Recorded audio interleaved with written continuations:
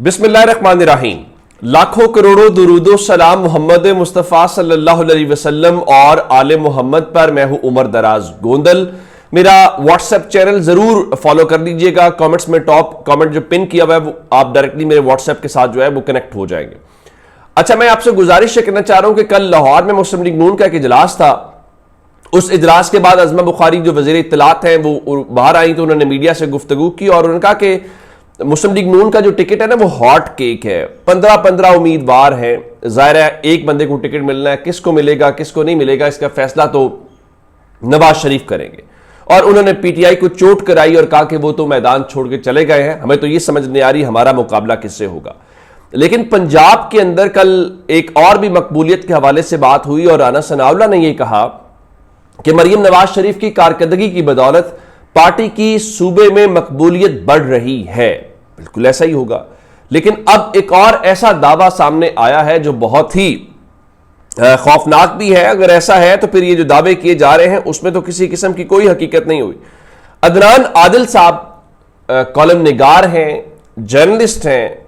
उनका दावा यह है कि पंजाब में एक राजदारी से खुफिया सर्वे कराया गया। राजदारी से मुराद फिर खुफिया सर्वे है ना कि आप बताते नहीं हैं, जैसे होता इस तरह से है। एक सर्वे मुख्तलिफ इदारे करते हैं, गैलिप है, पिलडैट है, कुछ और आ गया, पल्स वाले आ गए।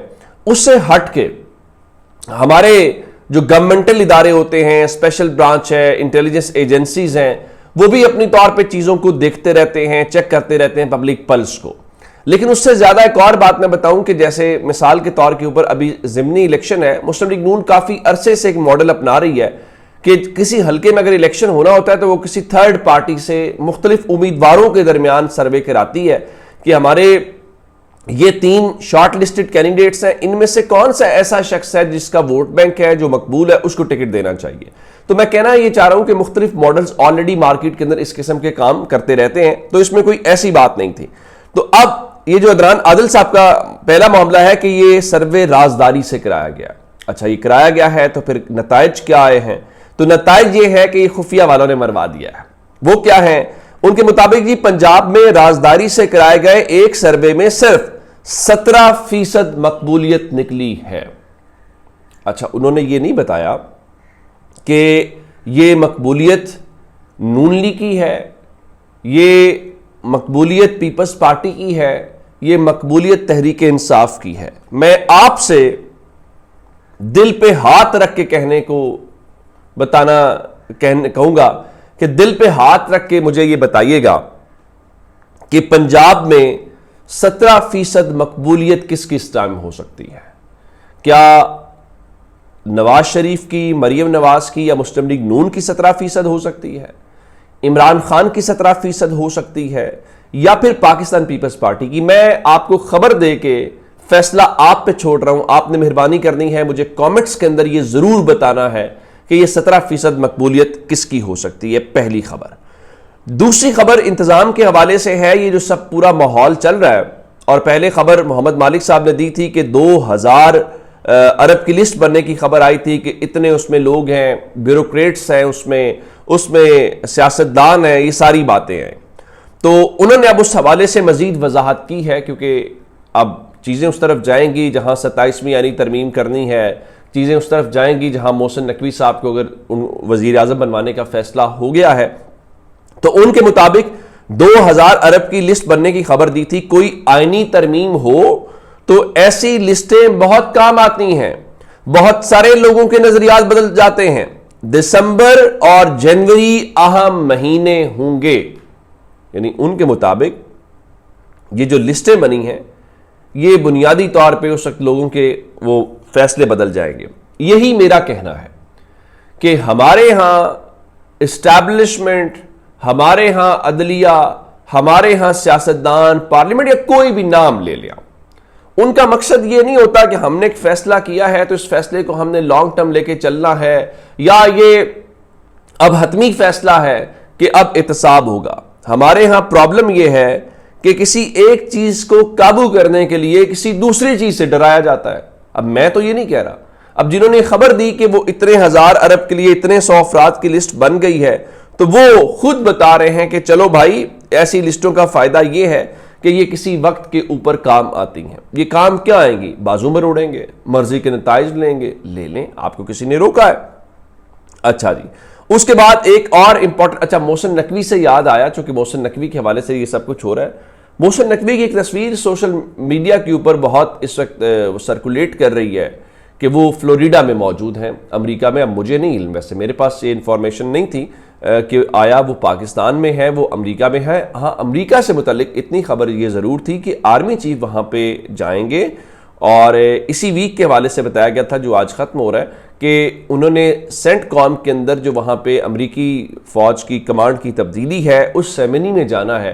तो अब ये बात दुरुस्त है, और आज ये बात तस्वीरें भी सामने आ गई हैं कि पाकिस्तान के जो आर्मी चीफ हैं उन्होंने जो सेंटकॉम के जनरल हैं उनकी रिटायरमेंट की जो सेरेमनी थी, माइकल ई कुरेला, उनकी सेरेमनी के अंदर वो वहाँ पे गए और उन्होंने उसको अटेंड किया है। ये वही माइकल ए कुरेला है जो पाकिस्तान आए थे और पाकिस्तान ने अपने आला तरीन फौजी एजाज़ से उनको नवाजा था। तो अब कहा जाता है कि उनकी पाकिस्तान के आर्मी चीफ के साथ एक बड़ा ज़ाती ताल्लुक़ है या एक दोस्ती है, तो शायद उस सिलसिले के अंदर वो वहाँ पे गए हैं। लेकिन उनकी इसके अलावा भी इंगेजमेंट्स हैं। बताया गया था कि वो पाकिस्तानी जो डायस्पोरा है उनके साथ भी इंगेज करेंगे, और उस तरह से पाकिस्तान के मुख्तलिफ जो पाकिस्तानी अमेरिकन बिजनेसमैन हैं और बाकी जो है। तो अब इस हवाले से एक जो खबर सामने आ रही है वो ये है कि इन मुलाकातों के अलावा जो उन्होंने सेंटकॉम की इस सेरेमनी में शरीक हुए हैं, उसके अलावा भी जो फील्ड मार्शल हैं वो अमेरिका में जो ओवरसीज पाकिस्तानी हैं उनसे मिले हैं और उन्होंने उनसे गुफ्तगू की है। जो इब्तदाई तौर पे मेरे पास गुफ्तगू आई है मैं आपके सामने वो ज़रूर रख देता हूँ, जिससे आपको अंदाज़ा होगा कि वहाँ पर क्या बातचीत हुई है। उन्होंने कहा जी, पाकिस्तान के रोशन मुस्तकबिल के लिए पुरएतमाद रहें और सरमायाकारी के फ़रोग में फ़ाल किरदार अदा करें। तो अब इस सिलसिले में ये हुआ कि वो अपने लोगों से या जो वहाँ ओवरसीज़ पाकिस्तानी हैं वो ये कहते हैं कि आप जनाब वहाँ पे न सिर्फ पुरएतमाद रहें, दूसरा जो है आप जो सरमायाकारी है उसके लिए भी फिर फ़ाल किरदार अदा करें।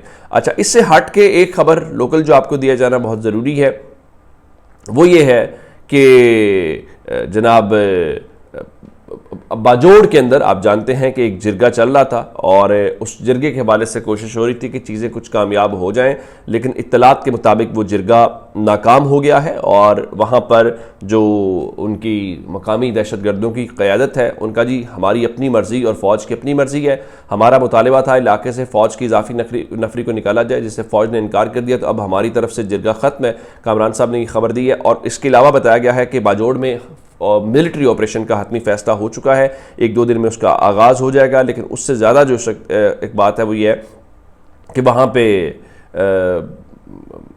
इस वक्त नकल बकानी हो रही है, यानी जो लोग बाजोड़ के हैं वो बेचारे अब वहाँ से मूव होते हुए दिखाई दे रहे हैं। ज़ाहिर है जिस जगह के ऊपर आपको ये दिखाई दे कि आने वाले दिनों के अंदर कोई एक पूरे का पूरा ऑपरेशन हो रहा हो, और फिर आपको अंदाज़ा है कि जब ऐसी सिचुएशन होती है तो कोलेट्रल डैमेज का बहुत ज़्यादा ख़तरा मौजूद होता है, तो बेचारे लोग अपने बच्चों या उनके साथ वहाँ से निकलने की कोशिश ही करेंगे ना। तो ये अब तक की अपडेट्स है, अपना बहुत सारा ख्याल रखिएगा। खुदा हाफिज़।